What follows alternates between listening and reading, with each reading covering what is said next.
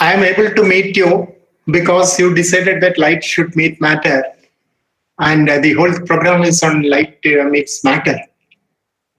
So we should always be aware of our limits in anything, whether it is a webinar or whether it is a research topic or whatever, or a scientific principle, even Newton's law, there are limits to it.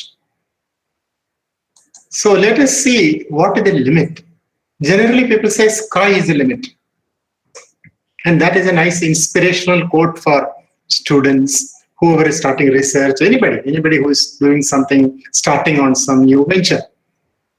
But actually, the limit is the blue sky. The blue sky is the limit for us who are interested in C.V. Raman and his work and inspiration he has provided. So generally, people are interested in the Raman effect. But there are two effects. Both I am going to talk about today. One is the Raman effect, which is a technical point. And the other one is the Raman's effect. Raman's effect in Indian science. Of course, in international science, but we are particularly interested in Raman's effect in Indian science.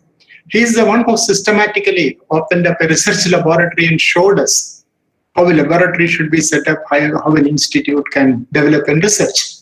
So he set standards for laboratory research, particularly in physics. So that is Raman's effect. We will touch upon both Raman effect and Raman's effect. I would not like to concentrate much on the Raman's history, family. That's not interesting. That's not important. What is important is what is the spirit that he has provided us, and what is the technical matter. A few students can please switch on your video so that I can see whether the audience is understanding or not. Please. Some of you can switch on the video, and audios can be muted unless you want to ask a question. Shall we proceed? Yeah. So let us look at the limits. The blue sky. And what do I mean by the blue sky is the limit? This is a story of light. Light, everybody knows about light, what light has given us. Light carries energy and information. I am able to see all of you. I mean, actually, I am not able to see all of you, but people are able to see each other because there is light. Not only because there is light, because light carries information, scattered light. We are able to see each other because there is scattered light, and scattered light contains information. And that will be the theme of the talk. What kind of information does scattered light carry, and how does it? So the first research paper in optics had only one line in it, is let there be light. There are not too many papers by that author, but the impact factor is extremely high for whatever is available. A few conference presentation on a mountain and a book. There is tremendous impact, more impact than anything else ever written. Okay, so first, that is what happened. But then we have to remember that light can carry not only energy, but also information. And what happens when light carries information? We get information about various things around us, not only peripherally, but also inside, deep inside matter. That is what we are going to look at. And how does it happen? How do that we get information, and what kind of information we can get? That's what we will see. People talk about harvesting light. We are alive because of light. We are alive and happy here because of light, the presence of light. Unless we have light pollution, we continue to be happy with light, unless light comes at the wrong time and stay. So this brings up the paradigm of exploitation or exploring what all aspects of light matter interaction. We have natural materials, we have novel materials, artificial materials, all aimed at this harvesting light. So in today's context, in the context of C.V. Raman's work, We are talking about how we can get information from the phenomenon of light matter interaction. What is the physical mechanism which helps us to gather information, deep understanding of what is going on around here? In the molecules, in the deep heart of the matter, molecules Mohiniyattam നടത്തിക്കൊണ്ടിരിക്കുകയാണ്. ഈ മോളിക്യൂൾസിന്റെ മോഹിനിയാട്ടം, ഇതിൽ ആ തന്മാത്രകളുടെ താളലയം, ഇതൊക്കെയാണ് രാമൻ സംസാരിക്കുന്നത് നമ്മളോട്. അതിനെക്കുറിച്ചാണ് നമ്മളിപ്പോൾ മനസ്സിലാക്കാൻ പോകുന്നത്. Let's look at the blue sky. Again, we will continue to talk about blue sky. But when we talk about the blue sky, we see many other things in the blue sky. For example, you see a very colorful object here in this picture. And that has a lot of physics in it.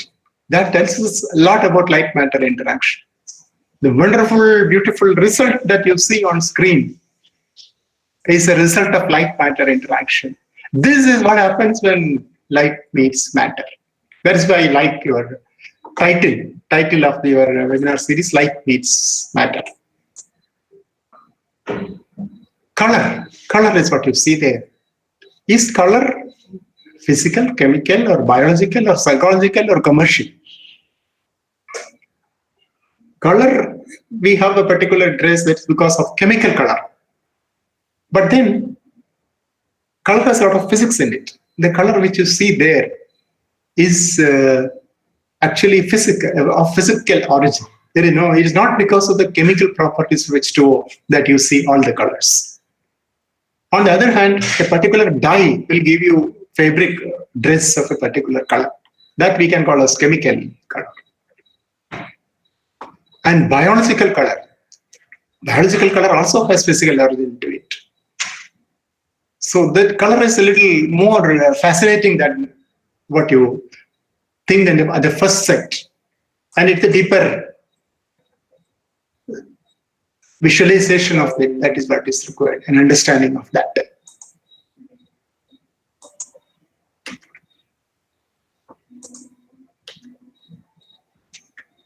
And C.V. Raman was a co-traveler of light. Light, color, beauty, sound, everything. Solid state physics, all that. What he's holding in his hand is a diamond. He was interested in that, the colors of the diamond.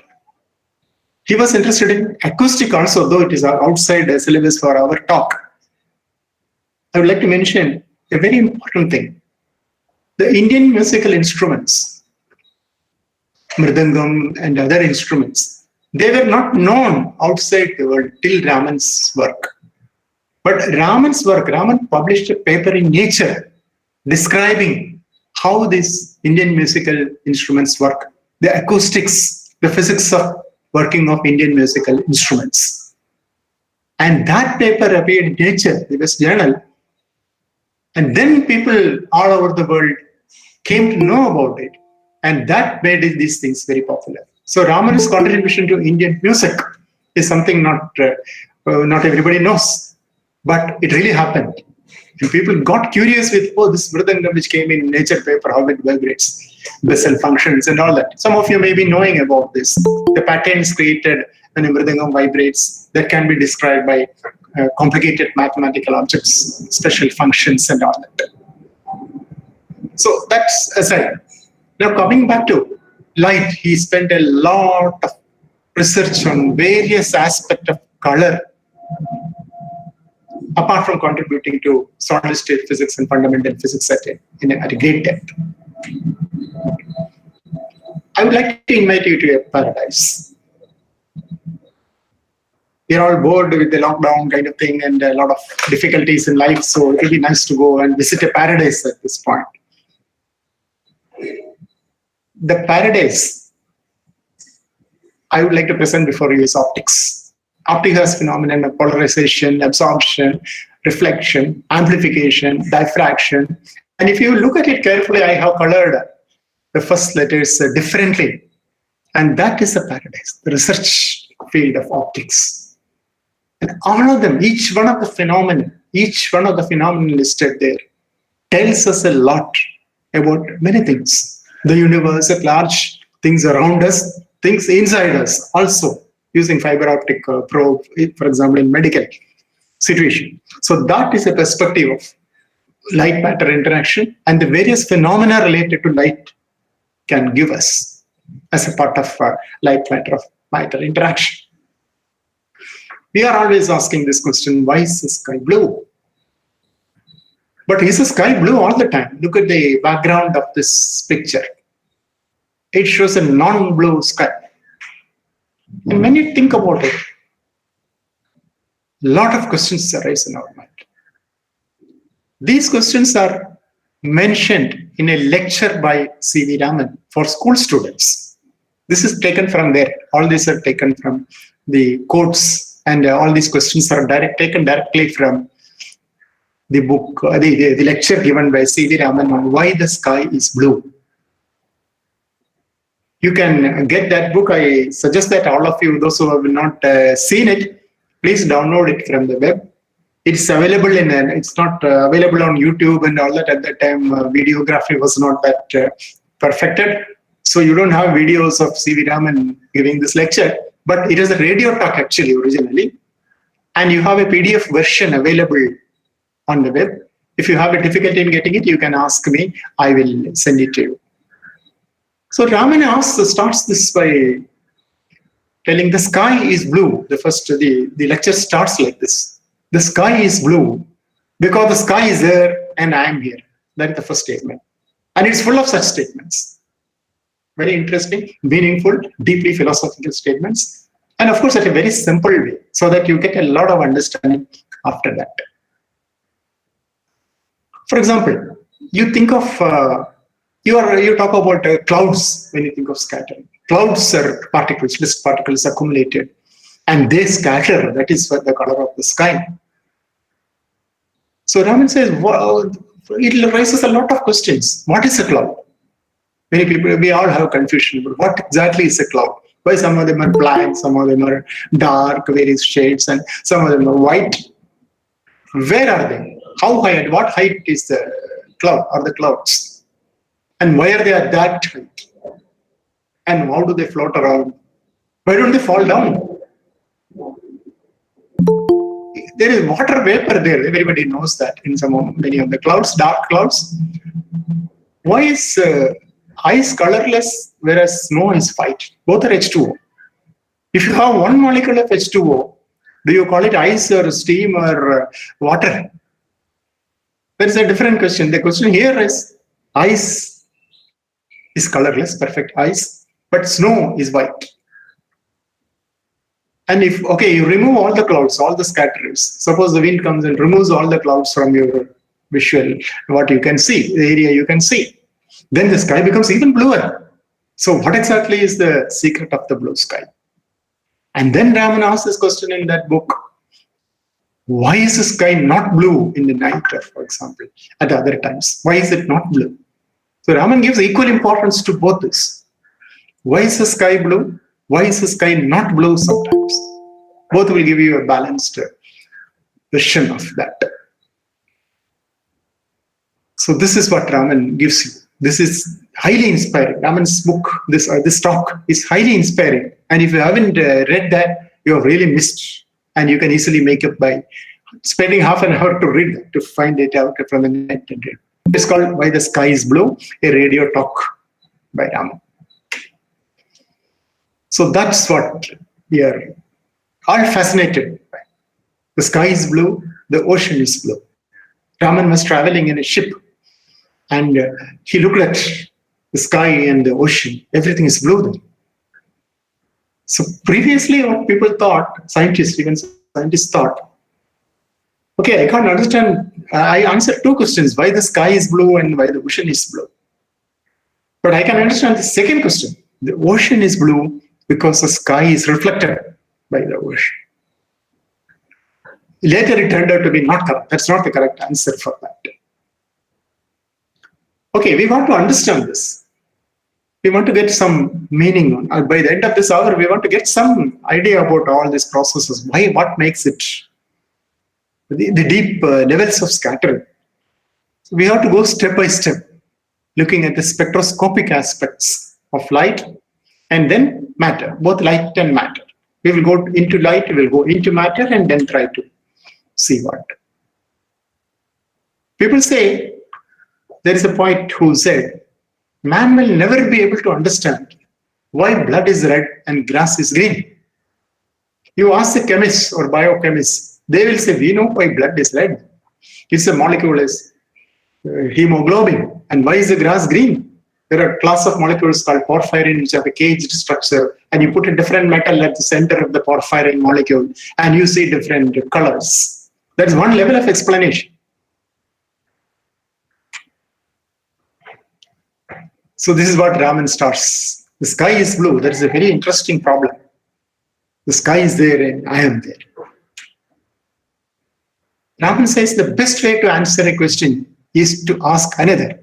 So that will be made applicable for this lecture. If you have questions to ask, we will answer it in Raman's way, because it is a special day to remember and get inspired by C.V. Raman. Just think of it, meditate on it. The best way to answer a question is to ask another question. You see a little, and even this little is enough to elevate our mind. And to make us realize what a wonderful thing this world around us is. This is what happens when researchers go on vacation. You see a senior researcher going with family for a nice vacation. So she is asking, oh, you get away from all the research, everything, spending quality time with your family. What a beautiful woman. Just look at what is happening. But what do the scientists think about? The scientist is not thinking about the serenity of the situation or the beauty or anything like that. He's thinking about molecules, scattering, Raman effect, and all kind of things. So there's no vacation for a scientist. If a scientist goes for a classical music concert, what will be? He'll be thinking of various mathematical functions which describe the various musical forms will come in, and he will do a Fourier analysis of music and see which are the highest frequency, which are the frequencies, to what extent the frequencies are present, and all that. I still don't see faces. I would like to see, then only I will know whether people are able to understand, or I should explain more. See, at the end of the 1 hour, there must be some input, right? Am I audible properly? Am I audible properly? Abhishek? Yes, sir. Yes, sir. Yeah, if I can see some people, I can find out, get some response. Okay. So Apple's secrets are finally revealed. You know Apple's secrets? Why is the apple red? That's the question. So from sky, we suddenly go to something which fell from the sky. And apple is anyway of very great importance to physics. Right? So let's see why the apple is red. That's the question. The apple is red, as red color is scattered all over the, and all the other colors are absorbed. That's the answer to it. So that's one level of understanding light-matter interaction. So when light meets apple, this is what happens. We know when apple meets Newton, what happens. So apple is very important anyway. Scattering. So there is light, the source of light, and matter, and they interact. That is the reason for apple's color. Actually, apple is very interesting.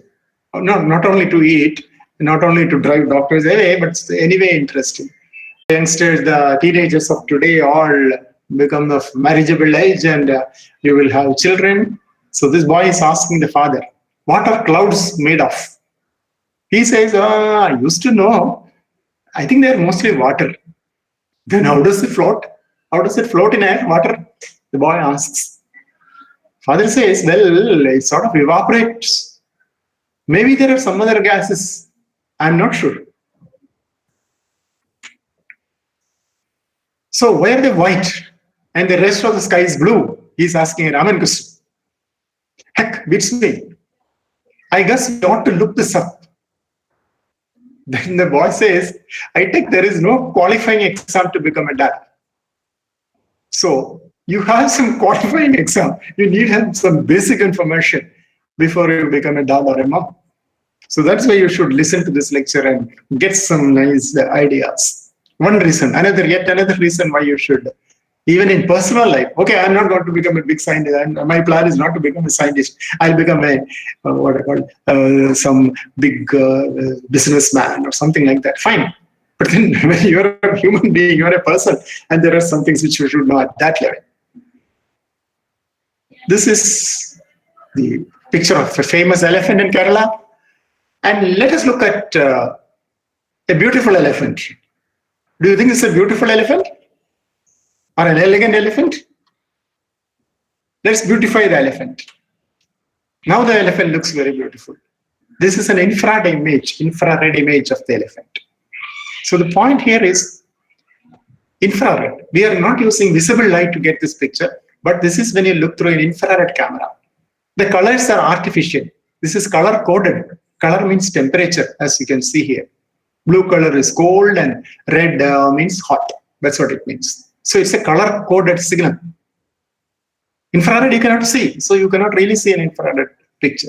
So after color coding, you can see.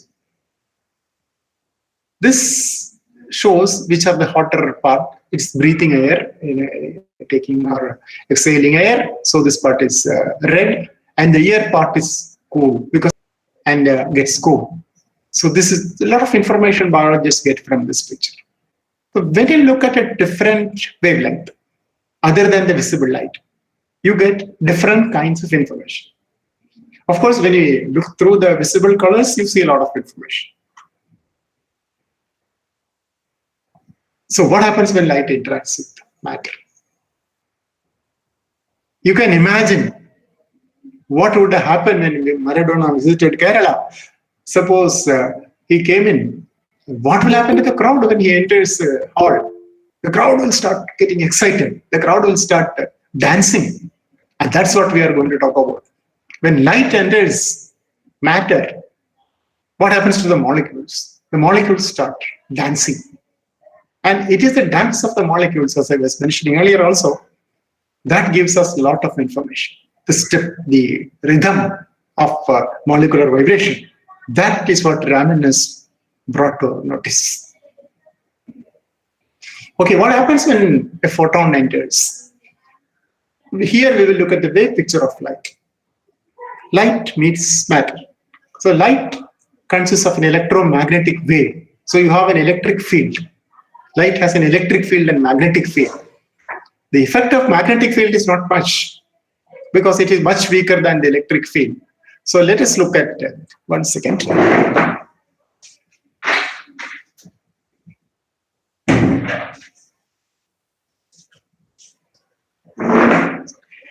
Let us look at the effect of the electric field on matter. Now, what does matter consist of? Light consists of an electric field. It's jumping up and down. Up and down. At what frequency? 10 power 14, 10 power 15 times a second. That's what comes in. And what is there inside matter? I will talk about this later. What is inside matter? Matter consists of dipoles. Plus and minus. Matter is made up of charged particles. So you have plus and minus. They are equal in number in neutral matter. But then the plus and minus are situated at some distance. So you get a dipole. Polar, many molecules are polar. Water molecule is polar, you would have seen. But what about oxygen molecule? It is not polar. But then when light enters, when light interacts with even a non-polar molecule, it polarizes. Light can separate the plus and minus. So light has, because we have an electric field, and these are charged particles. The plus charge part and the negative charge part can get separated, polarization. So polarization can be induced by an electric field. So temporarily can generate molecules. Molecules vibrate. So the molecular vibration can be affected when light interacts with molecules. And that can result in shift in frequencies. This is the original frequency omega naught. And you can get a higher frequency and a lower frequency. Or you can get a longer, shorter wavelength and a longer wavelength correspondingly. That is a summary of Raman effect. In short, when light interacts with matter, the molecular vibrations in matter get altered, and what you get is light of different frequencies. as opposed to Rayleigh scattering, the normal ordinary scattering, when the color doesn't change. Just imagine if color happened to change in Rayleigh scattering. Then if I come with a blue shirt, you will see me in a red shirt because it scatters and changes the color. No, it doesn't happen. In ordinary scattering, normal scattering, which is called Rayleigh scattering, the color change doesn't happen. The photon is elastic. It's not, it just does something and comes out. That's what happens. But energy is not absorbed by the molecule or energy is not given. But on the other hand, in a different process, which is a Raman scattering process, there you get frequencies, higher frequencies and lower frequencies. We will look at it deeper. This is just a summary of what Raman effect is. As I mentioned, the electric field, what is incident is an electric field which is varying at a frequency 10 power 14, 15 when you're talking visible light. And it polarizes matter. Some form of matter like water molecule are already dipolar. Otherwise, you can induce dipoles in matter because the plus and minus can be separated by electric field. That's called polarization. This can be described quantitatively by talking about defining a dipole moment. Dipole moment is charge into distance. That's you know from elementary physics. The dipole moment can be defined. This is in one dimension. I have ignored the vector nature of it. Now, what happens when a particular molecule is under the influence of electric field which has different intensity? At some small intensity, the effect is not much. But if the intensity is larger and larger, intensity is the square of amplitude. So if the amplitude of light is larger and larger, the electric field is larger and larger, you get more and more of this pushing apart, which is called polarization or dipole. We'll get more and more dipole moment. This is described quantitatively by a quantity called polarizability. So I have here two quantities. The first one is the definition of a dipole moment, the charge and the distance, just like a short magnet, for example. So this is dipole moment, and this is polarizability. Polarizability describes a different aspect. It describes how much dipole moment is generated per unit electric field. If the electric field is larger and larger, you get more and more dipole moment. This is what this equation describes. These two quantities are very important for us to understand the whole thing. So let us get a clear idea about what is polarizability and what is a dipole moment to start with. Now, the oscillating dipole. What happens to an oscillating dipole? Why does the dipole? There are three things. First, there is dipole. There is molecules like water has a dipole moment, or the light can induce the dipole. That is first. Secondly, this is under the influence of the alternating electric field which comes from the light, which means this oscillate. The dipole can oscillate. And when dipoles oscillate according to classical physics, you can have emission, okay, radiation, and that radiation comes at the same frequency as the incident wave. This is the first principle to understand. An oscillating dipole, there is a quantum classical picture of this process of emission. So this is how you see light Rayleigh scattering. How do you describe the molecular dance, molecular vibration? Look at the potential.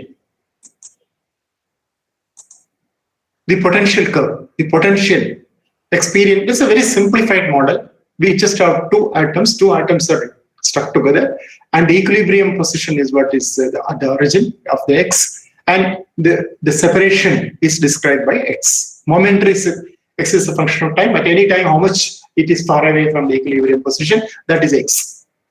And potential changes, and this is the potential. So now potential has a complicated shape.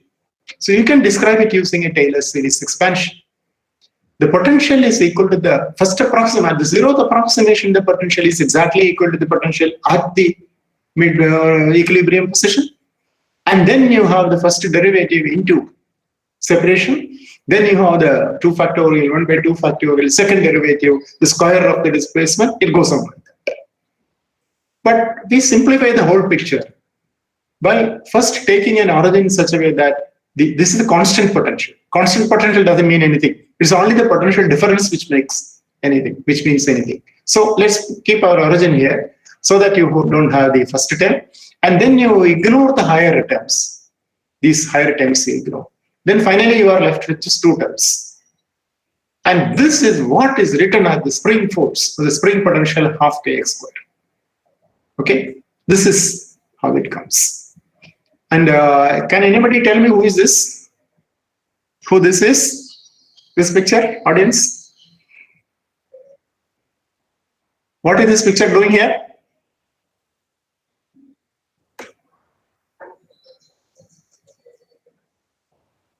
Who could it be? I will give clue. See, nowadays you ask for clue. Whenever you are asked a question, you want some clue. This is happening inside a church. And this is happening long back, several hundreds of years back.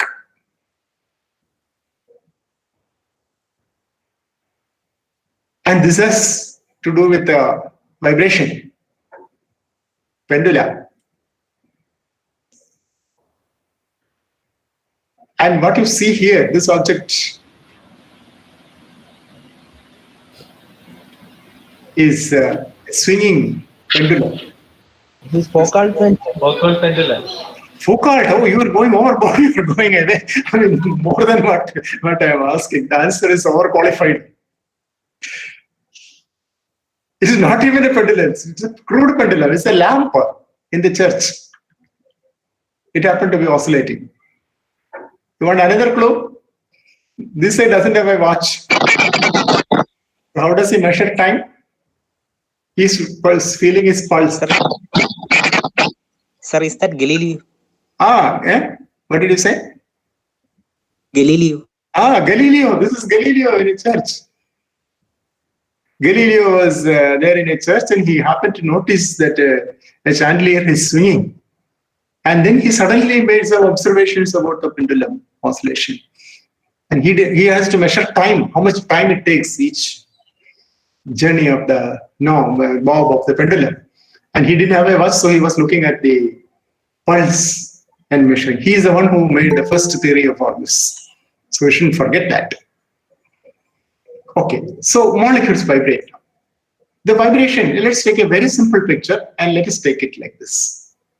A cos function which describes omega is the frequency at which it vibrates. Now omega, is given by this k I have already defined. This effective mass which comes into picture. Okay, and this is a simple picture of a molecule. It's a little more complicated than the pendulum. In the case of pendulum, there is only one mass, which is the bob. Here there are two masses, so we have to consider the effective mass of that. Let's look at a molecule, carbon dioxide molecule. Carbon dioxide molecule can vibrate in different ways. In some of the vibrational modes, these are called the vibrational modes. It can bend, it can vibrate like that, it can vibrate like this, breathing mode, it can vibrate in different ways. I will have a picture later. So let us look at this vibration.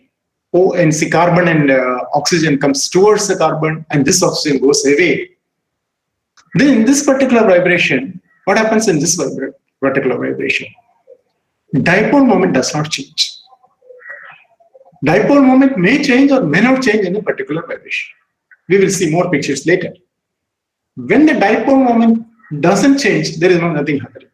But if the dipole moment changes, that is the derivative with respect to q. Q is a coordinate. Here, earlier I used as charge, but q is a coordinate, d by dx. So when it moves as a function of the distance moved, the dipole moment does not change, then it will absorb infrared radiation. This is in fact a condition for absorbing infrared. Why am I talking about infrared suddenly? Because molecular vibration happens in infrared. The difference between the quantized levels of molecular vibration correspond to the infrared quantum energy of the infrared light. The electronic transition, the difference between the levels of the electronic transition corresponds to visible light. That's how you all this various atomic spectral lines and all that. You also know that the rotational energy is also quantized, and the difference in the rotational levels correspond to microwave. That is how you have the microwave oven. Now, coming back to the present context, the molecular vibration is also quantized, and it can happen in E1, E2, E3, like the quantized energy levels. And the difference between these quanta, these levels, corresponds to the quantum energy of infrared region. That's why it's called infrared absorption. It's just like light absorption. Only thing is here the process is molecular vibration. Infrared absorption is described by this. If you want to have infrared by absorption, then the dipole moment should change during the vibration. If the vibration doesn't permit this to change, you don't have infrared vibration. Now, what about Raman? This is called this. What I said just now is called the selection rule for infrared vibration. Now, Raman also addresses molecules. It's about molecular vibration. So the other infrared absorption is one technique to understand, or one phenomenon which is happening, which can be used as a spectroscopic technique to probe them.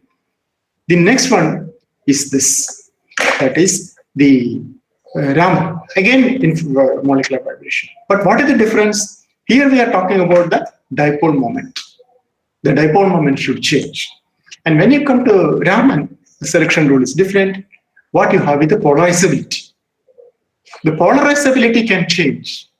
In some mode of vibration, the polarizability changes. In some other mode, doesn't change. Again, I will show the specific example. Omega y is a vibrational frequency of molecule. This is the frequency at which a particular molecule vibrates. Now, in this case, in general, different ways of vibration. In a particular way of vibration, here the oxygens are going away from the carbon. Oxygens are going up and down, away from the carbon. So the polarizability is actually pictured by an ellipsoid, polarizability ellipsoid. It just tells you the extent of polarizability. So polarizability, if the polarizability is different before vibration and after vibration, I mean in the different equilibrium state and non-equilibrium state, then we can describe polarizability by this equation. Again, Taylor series expansion, polarizability alpha. This is the polarizability of the molecule, it's a property of the molecule. That is alpha naught, some quantity, plus dr, that's corresponding to equilibrium, and then d alpha by dq into q, q1 minus q2. This is the, we ignore all the other terms of the Taylor series.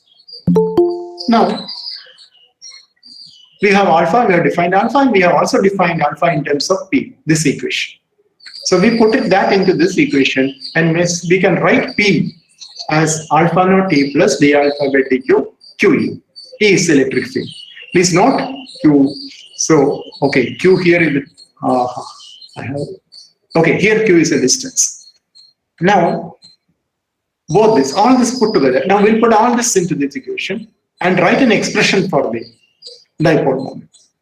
When you write an expression for the dipole moment, incorporating this, remember this is an approximation. We have ignored the higher the terms of the Taylor series expansion. So we see that the output contains three frequencies. First frequency is omega naught. That is the frequency of the incident light. And this phenomenon, this part of the story is Rayleigh scattering. That is, what is happening here? There is an incident light. Incident light shakes the molecules. And the molecule, because they are radiating, they are accelerating, they have to radiate. And in that process, they radiate. They radiate three kinds of light. The first one is Rayleigh scattering without any change in the frequency. Now, there are two more appearing. One at a lower frequency, which is a longer wavelength, reddish red part of the spectrum. And the other one is the higher frequency, which means the blue part of the spectrum in wavelength. This you can show mathematically. I'm not showing all the steps, but this is any elementary book on Raman effect. So you just see that there are two things which I want to show. First, an analysis putting this together will give you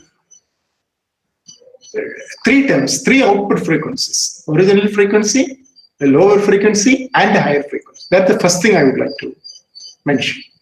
And the second thing I want to mention is to request you to have a deeper look at the quantities. Look at this quantity, the second term. Ask the question, when will I see a different frequency? When do I see a different frequency? What is the condition that I should see a different frequency also? Original frequency is anyway present, but difference, these two terms will not be there present all the time. What is the condition that these terms must be present? Anyone?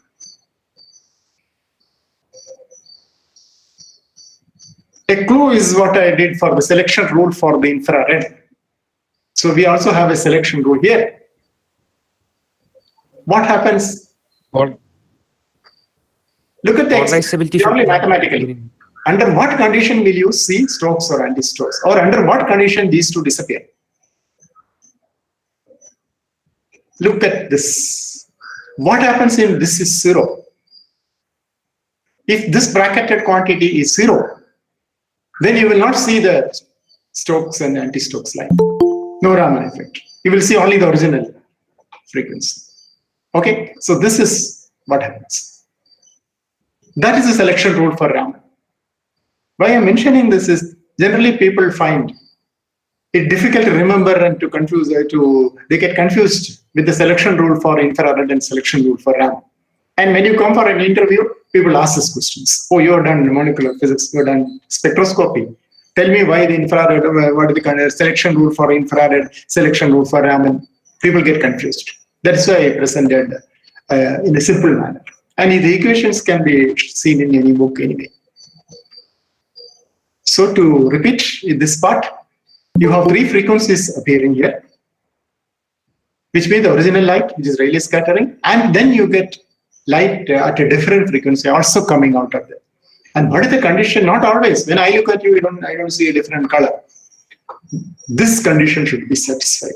That particular molecule should vibrate first, and when they vibrate, the alpha should change with Q. Q is this coordinate of vibration, how much it vibrates. So when it vibrates, the alpha should change. If that particular mode of vibration does not permit it, you don't see that in Raman spectrum. So this is the selection rule for a Raman transition. For a transition to occur in which you get some energy from the molecule or give some energy to the molecule and get a different color of light out, the condition is this. This is called the selection rule for Raman. The polarizability, the derivative of the polarizability with the vibration, d alpha by dq, should be non-zero. Then you have Raman effect. To compare, the selection rule for infrared we just mentioned earlier, that the dipole moment should change. Here the polarizability should change. Doesn't matter what happens to dipole moment. This is the selection rule for Raman. And that is how all these 3 frequencies come in. This is very useful. Now molecules are complicated. We were talking about simple diatomic molecules or carbon dioxide, which is one more item. But molecules are very complicated. You know, in organic chemistry, there are very complicated molecules. They can vibrate, they can do breakdance. Parts of it can vibrate. And the molecules vibrate in different ways. Some of them change polarizability during vibration. Some of them change, some modes, same molecule. Some modes may change dipole moment. Some modes may not change. Some modes may change polarizability. Some may not. So it looks like very complicated. But there is a beautiful principle. If the molecule has got inversion symmetry, that is center of symmetry. If the molecule is symmetric with respect to center, in one dimension, same thing is sitting this side of the center, that side of the center. In 2 dimension, plus x1, y1, minus x1, y minus y1, there is the same molecule, same kind of molecule sitting. Then you have in 2 dimensional symmetry. In 3 dimension, it means whatever molecule is sitting at the distance plus x1 plus y1 plus z1, the same kind of molecule is sitting at minus x1 minus z1 minus y1. Then you say it is symmetric. There are symmetric molecules like oxygen. There are, as in most of the other molecules, are not symmetric. So in the case of symmetric molecules, the modes which show Raman effect do not show infrared. And the modes of vibration which show infrared do not show Raman. This is called a mutual exclusion principle. So what is the easy method now to find whether a molecule has a center of symmetry? Take the infrared spectrum, go to the other lab and take the Raman spectrum and compare. Then you see that they are mutually exclusive. Then you can see decide that the molecule has got a center of symmetry. This is very useful in predicting the shape, the structure of molecules in early chemistry. Let's look at the processes. What we have seen just now is that if the conditions are favorable, if the selection rules are met, then you have incident light lambda 0 wavelength and emitted light at different wavelengths. The same wavelength at longer wavelength and shorter wavelength. Let's see what happens. These are the molecular energy levels. These three are the molecular energy levels. Some basic level, upper level, lower level. And molecules are initially in this state, let's see. These are virtual levels. This is only pictorial representation of Raman effect. So these are virtual levels. For convenience, we are imagining them. The real levels are here. This process which you see right now is called optical absorption. Optical or infrared, whatever. Some quantum comes in. If E2 minus E1 is equal to the H2, then it absorbs. So let us say it absorbs and goes to this level. The molecule here. What can happen to it? It will have a finite lifetime there and then it will come back to the same level. What happens when it comes back to the same level? It emits the photon. And the absorbed photon and the emitted photon will have the same quantum energy, or the wavelength will exactly be the same. This process is called the Rayleigh scattering, which all of us know very well. This is what is happening in daily life. This is what happens when you look at anything in the world. When you look at it, your eye is catching the same wavelength, which is, of course, when you look at a colored object, there are all visual falling on it. Some of them are absorbed, but whatever red was falling on it, and that red is coming out, there is no less than lambda, because energy is shorter. This is energy scale. Please remember, this is an energy scale, y-axis. So you have shorter energy for this. Red one is shorter in energy than the blue one. Blue one is the exciting one. So this has got a longer wavelength, shorter energy. Some energy is given to the molecule, and that is called the Stokes Raman. And then you have the other possibility. Now you can guess the other possibility. You can go to another level below that. So what happens here? The wavelength will be shorter, then the energy will be more, and wavelength will be short. This is the light which is emitted. So the molecule gives contributes some energy, and what you get is the higher energy light, which means shorter wavelength light. And this is called anti-Stokes line. That is how you have the three lines. That is what you see in a spectrum, the Rayleigh, the Stokes and the anti-Stokes. Stokes are much easier to see because there it is to the ground, above the ground state it happens. And here it has to come to a state which is even less. So by population Maxwell's motion, the distribution, you know that ground states are always highly populated. So that reason it's generally difficult to see the anti-Stokes line. So this is how you see three different colors. This energy diagram explains the phenomenon which you see here. As I promised, we will have a look at how molecules vibrate. There are three basic modes. These are called the normal modes. And any other modes they vibrate are linear combinations of these normal modes. So the basic normal modes of vibration for carbon dioxide and corresponding the alpha polarizability picture is what is shown here. This is called symmetric stretch.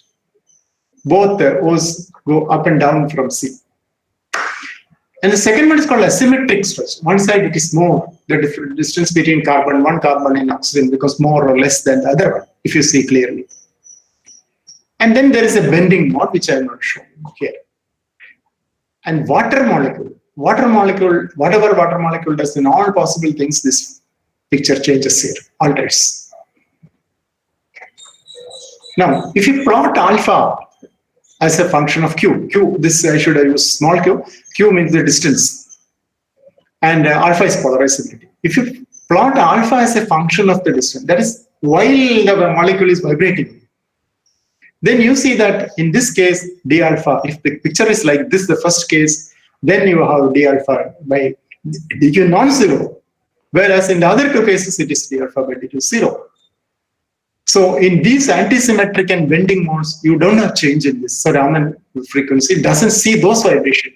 It sees only the symmetric stretch in the case of carbon dioxide. Similarly, you can write it for all molecules and then you can see what it is.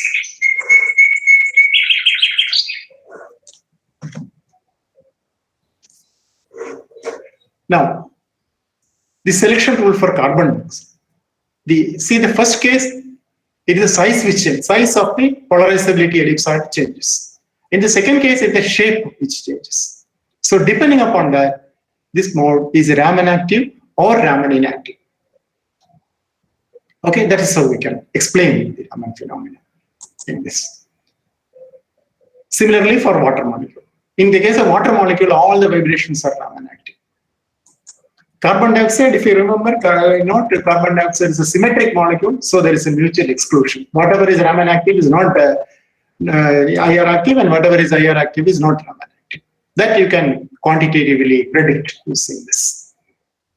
Here you see the typical Raman spectra of some molecules. So the chemists look at this, okay, the CO bond or CH3 molecule has got a signature like this. The CO bond always appears, the vibration of CO bond always shows at this particular number. Wave number, this is measured in wave number, centimeter units, 1 by lambda unit, that kind of units. So you can, looking at that, immediately they will be able to tell you, okay, there is a C double bond in this. Or there is a particular, or if you see a pattern, okay, this is the photograph of CH3, that they will be able to tell you. That's how you, not only that. So this is the kind of thing, this is what we are talking about. This is from Cochin University, a public website of Cochin University. This actually shows the Raman effect. You can see the light, the green one, green light has changed into red light. So you see the green and the red. The green is filtered off so that you see only the red. So this is actually a picture showing the demonstration of Raman effect. In this case, you cannot see the anti-strokes because it is weak. Now the point is, Raman effect is not just a discovery, just one single discovery. It is not that. It is beyond that. Raman discovery, Raman effect has grown beyond. It's a true noble work. Its impact grows even today it is relevant. It doesn't decay after a few years after getting the Nobel Prize or something like that. Often Nobel Prizes are awarded much later, several years after the discovery, whereas in this case, it was not much gap between these two. Now, why does this picture show? Why does this picture show horses, cars and horses? I'm not giving a lecture on cars and horses. I'm giving a lecture on Raman. Cars is coherent anti-Stokes Raman. And horses talks about higher order Raman effect. And stimulated, SRS is stimulated. Photoacoustic Raman is photoacoustic Raman scattering and surface enhanced. So this, I'm talking about the growth of Raman. From the basic simple experiment which we discussed, it has gone to a very high level of sophistication today. And you can see just an example from a picture to show what kind of instruments. It is used in pharmaceuticals, biological, life sciences, polymers, technology, polymer technology, carbon nanotubes, material science, semiconductors. Raman, that simple experiment which you saw, is used to characterize such a lot of mineralogy, chemical industry, electrochemistry, archaeology, environment. All everywhere this is important. A piece of interesting work. This we had published in 2011. What you see here is the Raman spectra of graphite and graphene. Graphite, different layers like that. So what you see is that the D band is a typical band which you see in this. And then 2D band happens, and then there is a G band. These have specific origins and all that. You have to read the paper to understand why they are. But their characteristics, the point is their characteristics of graphene. And what is interesting in this happen. Characteristic means each of them happens because of some vibration in graphene. And interestingly, as graphite becomes graphene, graphene is monolayer, graphite several layers. So if it is several layers, you get a spectrum like that. And if it is more than three layers, you get it like this, bilayer like this, monolayer like this. So there is these things do not change, but here there is a systematic change. So once you have a layer, you can immediately look at it and tell you whether it is single layer or double layer or multi-layer or it's bulk graphite. You can easily say using Raman. Just take the Raman spectrum, immediately you know whether you have made it successfully. And finally, in the last few minutes, I would like to talk to you about the Raman laser. To understand the Raman laser, first we have to understand the random material. Look at this object. This is the one particular insect. It's called Siphochilus beetle. People examined the white color of its wing, and they found that there is a random structure. I don't know whether the word random structure is correct. If there is a structure, it is not random. Okay? So a lot of interesting optical phenomena happens when a medium is random, irregular medium. And people say it has got a huge research potential. What is meant by random? This is a random maze. You don't know where the next way is going to lead you. It's like life. Anything in life, such things happen in life. Nobody predicted that in 2020, this is kind of life we are all going to lead. So this is life itself is random. But what happens when light enters a random environment? A random environment is where particles are kept randomly without any regular order, and light travels through that. Our body is a random medium. It's full of randomly positioned particles. And what you see is luminescence like this. Oh, I suddenly see that I have crossed 11, but I'll take about maybe I think less than 10 minutes I'll take. Before that, I have to send a message because 11 o'clock I'm supposed to do something else. I will just excuse me for it. It's important.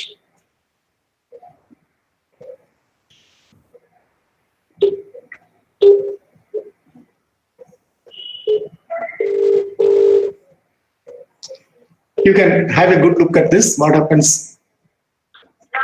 Hello, I am in a meeting, so I will come after some 10 minutes, 10-15 minutes. Then you can so either postpone the letter or postpone or you talk with other students, and then before she comes, I will come.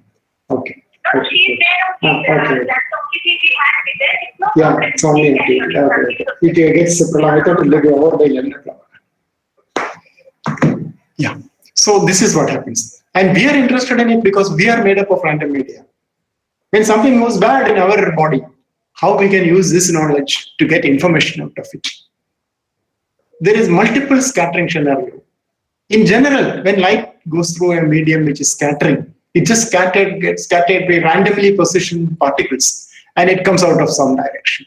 But there are some scenario you can arrange matters which I will give you some reference, you can read that. And then you can have interesting scenario happening in the medium. And this is the reference. This reference is very good. You can read that, and that will tell you about the fascinating physics of light meets matter. Light meets random matter. What happens? We will come to the relevance to Raman shortly. So the possible applications of this is in biological, this branch of science, which deals with light meeting randomly positioned, random matter, randomly structured matter. So a lot of applications are foreseen for this. Now I'll talk about a simple experiment. This simple experiment, there are two materials here. What you are looking at is the luminescence spectrum of two materials. One is zinc sulfide. Zinc sulfide has a luminescence around 560 nanometer, green light it emits. And then you have a dye which is beta carotene. Beta carotene is a natural substance which is there in carrots and many other objects. So this is beta carotene. Beta carotene emits at the same wavelength as zinc sulfide. So what happens when you make a random medium of zinc sulfide? There are techniques for that. You can see this reference for that. You make a random medium of zinc sulfide and then pour this liquid, the beta carotene into it. And then again you get the emission. But the emission that you get out of this is totally different from 1 and 2. It is totally different. And what you see is this kind of very sharp, highly intense and very sharp emission, which is actually a laser emission. This is the Raman laser. This is the principle of the Raman laser because this happens to be the Raman bands of this, the Raman emission, Raman modes of this molecule. Each molecule vibrates in a particular way, and you have the Raman mode when the polarizability changes. That's what we have seen. And this is an example of that, an illustration of that. This beta carotene is a complicated molecule. It emits at 527 nanometer and some 517 nanometer. These are the vibrational modes of that. And you see, when you put it in a random medium, what you see is the laser. See the difference between fluorescence, ordinary fluorescence, and laser. In the case of ordinary fluorescence, it spans over several wavelengths and it is not very intense. Whereas once you make a laser out of it, look at the numbers on the y-axis. This is hundreds. So it is weak and it is broad, but it becomes highly intense and it becomes very slim, very narrow. So it becomes a laser. This is called this is the principle of a Raman laser. Lasing happens at the Raman frequencies of the material. So these details can be seen, but the theory cannot be explained very easily. It depends on the energy levels of carotene and the Raman effect happening there and all that. You can, those who are interested can note down this quickly, and then that describes all that. How the chemicals are prepared, how the medium is prepared, how the Raman spectrum is taken, and how it is analyzed. This shows, this points to the way of designing a new kind of laser. This is called the Raman laser. And this is, for example, you can take carrot. Actually, you don't need zinc sulfide. You can just use carrot alone. What do you need for a laser? You need a source of light. You need something which gives you light, laser light. When it is pumped with optical pumping, for example, then the outcome is a laser. That kind of medium you want. Here the medium is beta carotene. And then if you want the Raman laser to occur, you can put it in a random medium and make this random scattering possible. And when the Raman scattering is made possible, so for that first we use the zinc sulfide. But then we found that why do you use zinc sulfide? You don't need zinc sulfide. The carrot itself has a structure, random structure, cellulose structure. So the random scattering events in the cellulose structure itself gives you local cavities for laser action, for amplification of the spontaneous emission, as a stimulated emission. And the stimulated emission comes from beta carotene. So this is the bio-friendly carrot laser which we developed. Now coming back to what I was trying to show you is to tell you about the basics of light scattering and light matter interaction, and then come to two important concepts, the dipole moment and polarizability, and how they are important in Raman scattering, the basic principle of Raman scattering. And then I quickly jump to several examples of Raman scattering, what Raman can do, Raman spectrum can do today, how it has grown. But at the heart of all that is the basic philosophy of Sir C.V. Raman. This is a quote from the book which I was talking, the talk which I was mentioning, and that is what you have to take home. The essentials of scientific spirit is the essence of the scientific spirit is to look behind and to look beyond. Everything that we see, I think this quote I mentioned earlier, is a challenge to the spirit of the man to try to understand the vast mystery that is surrounding us. And that is the spirit of Raman.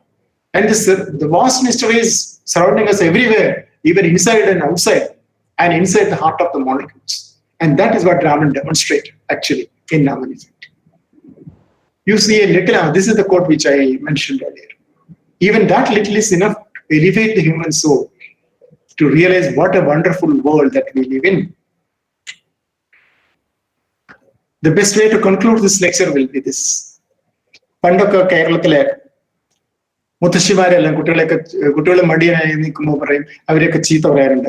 നിങ്ങൾക്ക് വേറെ പണിയൊന്നും ഇല്ലെങ്കിൽ ആകാശത്ത് നോക്കി രാമരാമ ജപിക്കാൻ പറയും. നിങ്ങൾക്ക് വേറെ പണിയൊന്നും ഇല്ലെങ്കിൽ ആകാശത്ത് നിന്നൊക്കെ Rama Rama ജപിച്ചോളി. So that is what we can do. Even we can do a lot by that. We can look at the sky and imagine Raman effect, what is happening there, and they take inspiration from what Raman did, how Raman interpreted the color of various objects, the molecules, and what are the applications of Raman effect. That's the message which I like to part with. And what you see here is, of course, the blue sky and Raman. And this photo is taken from the Raman Research Institute. You can ask more to the next speaker, Reggie Philip. He comes from Raman Research Institute. And Raman Research Institute has got a tree there. It has got many trees, but a particular tree has very great importance. This is where Raman's physical remnants were kept. So that is the importance of this tree. This is the reminiscence of Raman. This remember, in remembrance of Sir C.V. Raman, his work, his inspiration, this tree has been planted in Raman Research Institute. So you can ask Reggie about that when he comes. Thank you. The purpose of my talk was, as I mentioned, first to tell you about some aspects of light which are important for Raman effect, and secondly, some aspects of matter, which is the dipole moment and the polarizability, which lies at the very heart of Raman effect. And then I wanted to convey to you something about what Raman effect can do to molecules, to substances as graphene and all that. And finally, the basic idea of a Raman laser, how a Raman laser can be developed in a very nice, efficient manner. I hope you have got the message on these things at some level. And please do look at the references, especially the talk, Raman's talk, which is an unforgettable piece of reading. I can guarantee you that much, which will inspire you. If it can inspire me at this age, definitely it can inspire all of you. Thank you. If there are some questions and clarification, I can take that.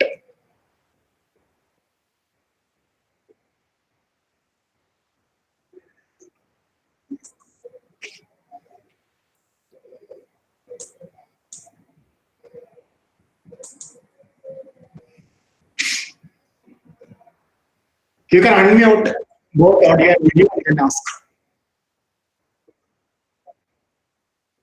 മലയാളത്തിൽ ചോദിച്ചാലും മതി.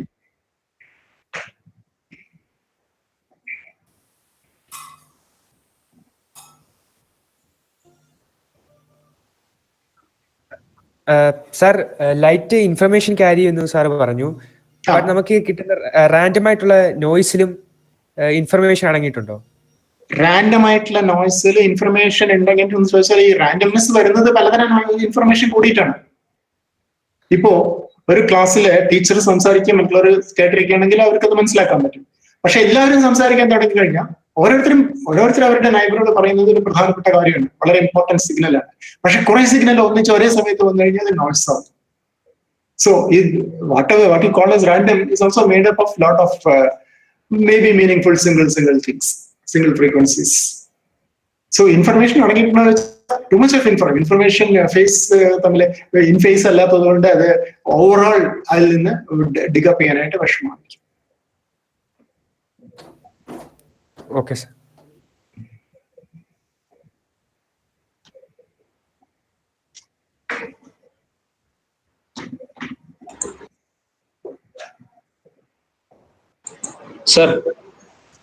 Sir ഒരു glass വെള്ളം എടുത്തു കഴിഞ്ഞാൽ അതെന്തുകൊണ്ടാണ് transparent ആയിട്ടിരിക്കുന്നത്?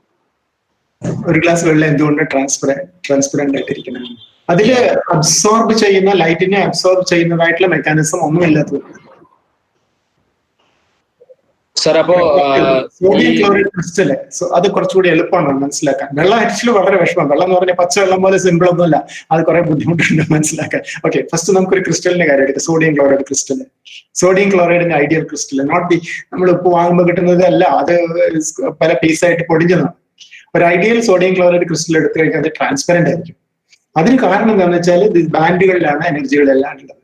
എനർജിക്ക് ഏത് value എടുക്കാൻ പറ്റില്ല. അപ്പൊ കണ്ടക്ഷൻ ബാൻഡിനും വാലൻസ് ബാൻഡിനും ഇടയിലുള്ള ആ റീജിയൻ ആണ് ഇപ്പൊ വിസിബിൾ ലൈറ്റിന്റെ ക്വാണ്ടം എന്ന് പറയുമ്പോൾ അറൌണ്ട് 2 to 3. അത് ഇപ്പൊ ഗ്രീൻ ലൈറ്റ് ആണെങ്കിൽ 2.5 electron volt. 2 to 3 electron volt ആണ് വിസിബിൾ ക്വാണ്ടം. ആ വിസിബിൾ ക്വാണ്ടത്തിന് ഇതിൽ ഒരു ലെവലിൽ നിന്ന് ഒരു ബാൻഡിൽ നിന്ന് മറ്റൊരു ബാൻഡിലേക്ക് ഇലക്ട്രോണിനെ എക്സൈറ്റ് ചെയ്യാൻ കഴിയില്ല. അതുകൊണ്ട് ഒന്നും സംഭവിക്കുന്നില്ല. എന്ന് വെച്ചാൽ ലൈറ്റ് അങ്ങനെ അതേപോലെ കടന്നു പോകുന്നു. അത് വളരെ എളുപ്പമാണ് മനസ്സിലാക്കാൻ. വെള്ളത്തിനെ സംബന്ധിച്ചോളം എങ്ങനെ പറയാം, വെള്ളം ഒരു മോളിക്കുലർ സബ്സ്റ്റൻസ്, ക്രിസ്റ്റൽ അല്ല. അപ്പൊ ഈ മോളിക്യൂളുകളുടെ ചലനത്തിന് ഈ വിസിബിൾ ലൈറ്റിനെ അബ്സോർബ് ചെയ്യാനായിട്ടുള്ള മെക്കാനിസങ്ങൾ ഒന്നുമില്ല. അതിനൊരു എനർജി മെക്കാനിസം വേണമല്ലോ. ഫോർ എക്സാമ്പിൾ, വെള്ളത്തിന് വേറൊരു കഴിവുണ്ട്. വെള്ളത്തിന് dipole moment, high dipole moment ഉണ്ട്. അപ്പൊ വെള്ളത്തിന് വാട്ടർ മോളിക്യൂൾസ് റൊട്ടേറ്റ് ചെയ്യുന്ന സമയത്ത് different quantise rotational energy levels ഉണ്ട്. അപ്പൊ ഇതിൽ ഒരു എനർജി ലെവലിൽ നിന്ന് മറ്റൊരു എനർജി ലെവലിലേക്ക് പോകണമെങ്കിൽ ഇൻഫ്രാറെഡ് ആണ് അതിന്റെ ഡിഫറൻസ് ഈക്വൽ ടു. അതുകൊണ്ട് ഒരു ഇൻഫ്രാറെഡ് ക്വാണ്ടം മൈക്രോവേവ് ഒരു മൈക്രോവേവ് ക്വാണ്ടം വരികയാണെങ്കിൽ അതിനെ അബ്സോർബ് ചെയ്തിട്ട് വാട്ടർ മോളിക്യൂളിൽ കൂടുതൽ റൊട്ടേറ്റ് ചെയ്യാൻ പറ്റും. അതുകൊണ്ടാണ് നമ്മൾ മൈക്രോവേവ് ഓവൻ ഒരു ഹീറ്റർ ആയിട്ട് ഉപയോഗിക്കുന്നത്.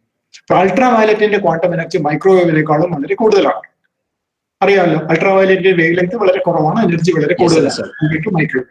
പക്ഷേ അൾട്രാ വയലറ്റിനോട് ഒരു ഓവൻ ഉണ്ടാക്കി കഴിഞ്ഞാൽ നമുക്ക് വെള്ളം തിളക്കില്ല. വെള്ളം തിളക്കണമെങ്കിൽ വെള്ളത്തിന്റെ മോളിക്യൂൾസിന് പറയാം. ഇപ്പൊ ചെറിയ കുട്ടിക്ക് അതവർക്ക് കിടക്കുകയാണെങ്കിൽ ആ കുട്ടിയുടെ ഭാഷയിൽ സംസാരിക്കണം. അതേപോലെ വെള്ളത്തിന് വെള്ളത്തിന്റെ മോളിക്യൂളിനെ ഹയർ ലെവലിൽ റൊട്ടേറ്റ് ചെയ്യണമെങ്കിൽ അത് തമ്മിലുള്ള ക്വാണ്ടം എനർജിക്ക് തുല്യമായിട്ടുള്ള എനർജി കൊടുക്കണം. അത് മൈക്രോവേവിന് മാത്രമേ സാധിക്കൂ.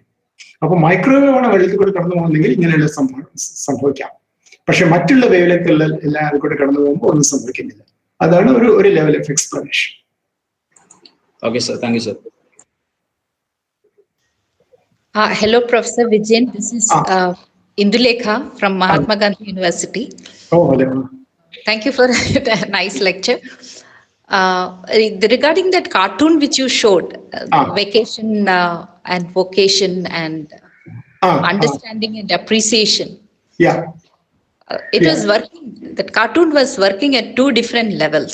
Oh, maybe I didn't observe. Let's know. Please tell. Yeah. If you know, might have noticed that the human child has got the longest childhood. You are dependent on your parents for a very long time, 20-25. Correct. That's right. Yeah. Now the vacation and vocation are the same for the professor, who is a he, presented in that cartoon. And the lady is showing so much understanding and appreciation that processes are nowhere with the family.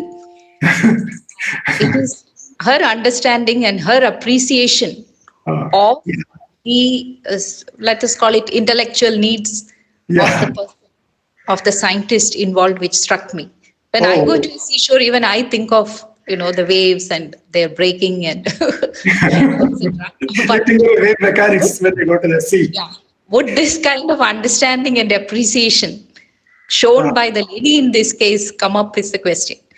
And the last line, can you repeat that? Would this kind of understanding and appreciation show up? If a guy walks along the seashore and absent-mindedly starts thinking about the waves and the ocean currents or the atmospheric phenomena or turbulence and bumps into something, nobody will make any comment. I would like to think while I walk along the road, but if I do that and bump into something, the interpretations will be completely different. Yes. So that appreciation and understanding, that's why I said it is I use both these words. Both go together, not that it is different from and it's totally exclusive. It's not but it is exclusive. That is what I wanted to point out. Thanks for such a so much clarity. It's a nice interpretation of the cartoon. Yeah.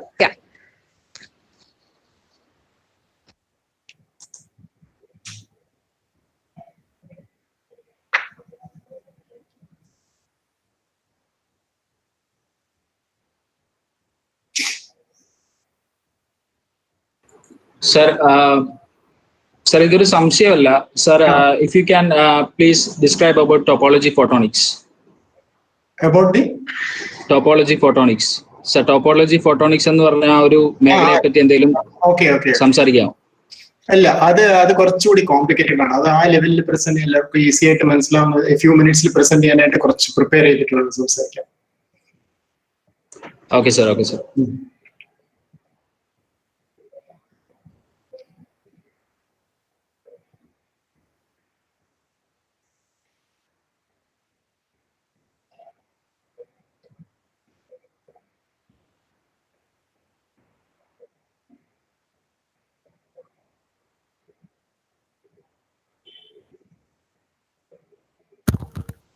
Sir, Raman സ്പെക്ട്രോസ്കോപ്പിക്ക് എന്തെങ്കിലും limitations ഉണ്ടോ?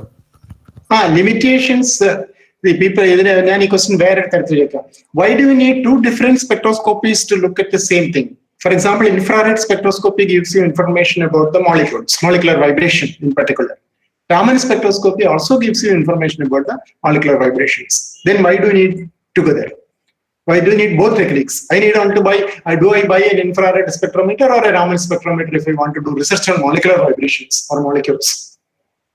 The answer to that is there are limitations for both. That is why you need more. Sometimes what you don't see in one of them, you see in the other one, in the other spectroscopy.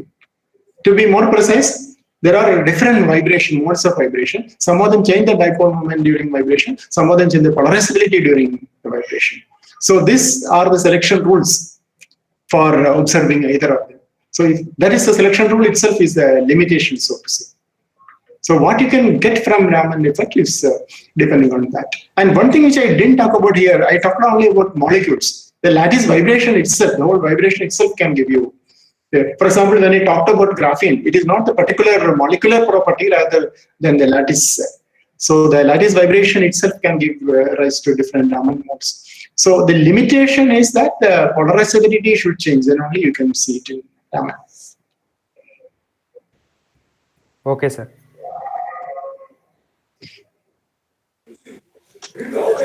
സാറേ ഞാൻ Radhu.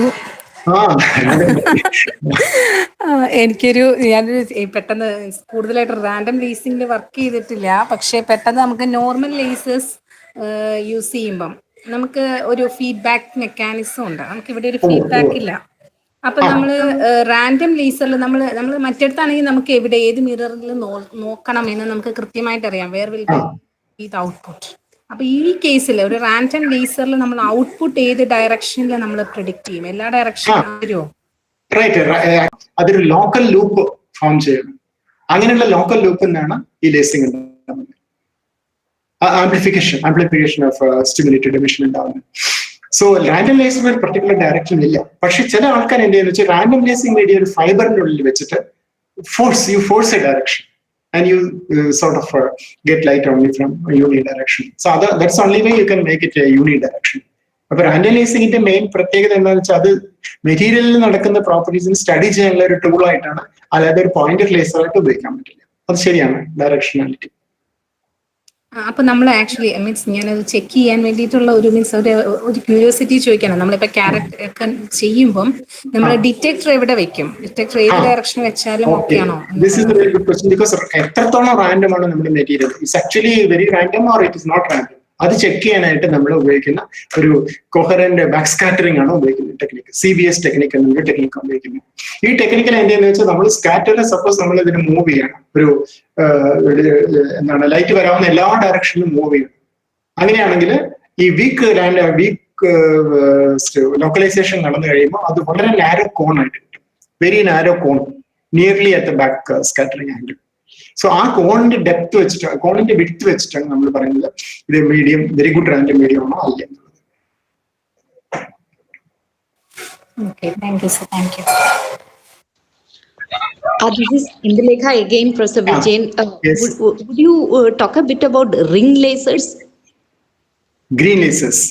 Ring. Ring laser. Yeah. Ring.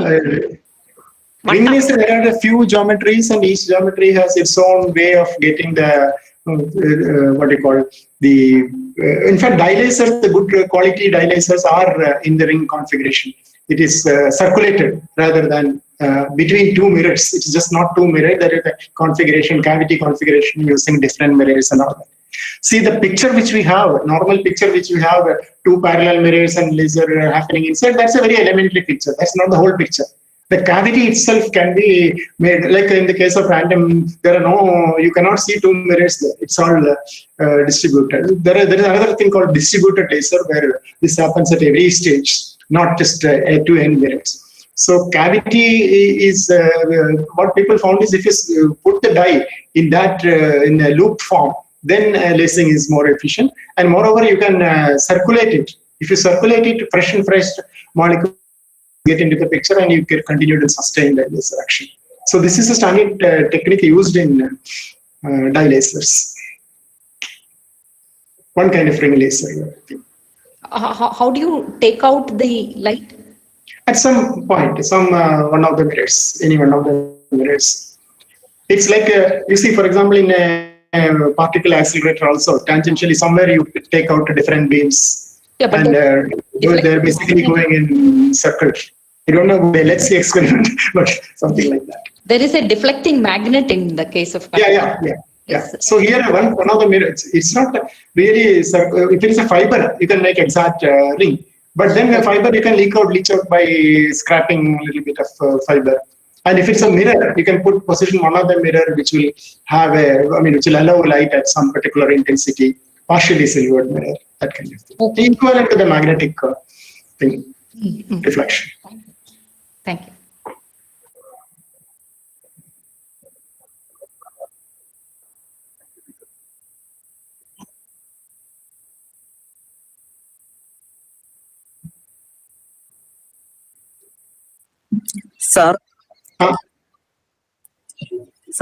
Sir പറഞ്ഞായിരുന്നല്ലോ, ഒരു വസ്തുവിനെ നമ്മൾ കാണുന്നത് അതിൽ നിന്ന് scatter ചെയ്ത് വരുന്ന ലൈറ്റിനെ, ആ ലൈറ്റ് കൊണ്ടാണ് നമ്മൾ അതിനെ കാണുന്നതെന്ന് പറഞ്ഞല്ലോ. അപ്പൊ നമുക്കൊരു ലൈറ്റ് കിട്ടിക്കഴിഞ്ഞാല് സ്കാറ്റർ അങ്ങനെ അല്ലാതെ ലൈറ്റ് നമുക്ക് വരുമല്ലോ. ഇപ്പൊ ലൈറ്റ് പ്രൊഡ്യൂസ് ചെയ്യുന്ന സോഴ്സിൽ നിന്ന് വരുമല്ലോ. അപ്പം ഒരു ലൈറ്റ് റേ നമുക്ക് അത് സ്കാറ്റർ ചെയ്ത് വന്ന ലൈറ്റ് ആണോ അതോ അതേതെങ്കിലും സോഴ്സിൽ നിന്ന് വന്ന ലൈറ്റ് ആണോ എന്ന് എങ്ങനെ തിരിച്ചറിയുക? അത് അറിയാൻ പറ്റില്ല. Because what you see, light വരുന്നു എന്ന് മാത്രമേ കാണാൻ പറ്റുള്ളൂ. ഈ ലൈറ്റ് എവിടെ നിന്നാണ് വരുന്നത് എന്നുള്ളത് കാണാൻ പറ്റില്ല. പക്ഷെ നമ്മൾ സ്കാറ്റർ ചെയ്യുമ്പോൾ എപ്പോഴും നമ്മൾ എന്താണെന്ന് വെച്ചാൽ നമ്മൾ കമ്പയർ ചെയ്യണം.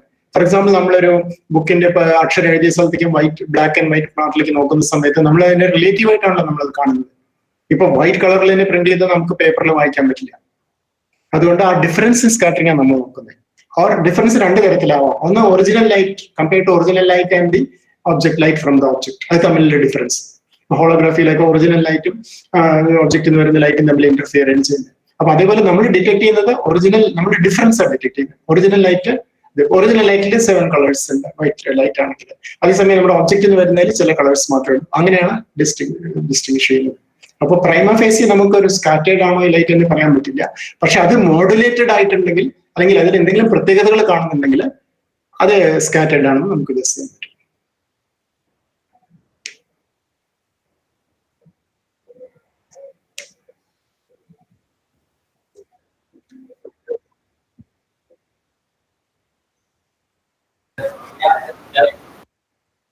ഉണ്ടെങ്കിൽ ഇമെയിലിൽ ഞാൻ കാണിച്ചു തരാം, അങ്ങോട്ട് അയച്ചാണ്. ഇമെയിൽ ഇല്ല. C Vijayan physical, you can give them the email.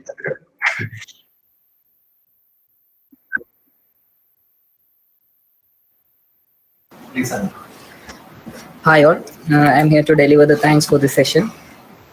Professor Vijayan has explained the physics of light in the most fundamental level, which is most useful for us students. It is fascinating that such a common question like this has led to such developments in the field of physics. I'm sure that the faculty members would also find it refreshing. So, on behalf of the department and all gathered here, I thank Professor Vijayan for this wonderful talk. Thank you, sir. It is nice interacting with you. Okay.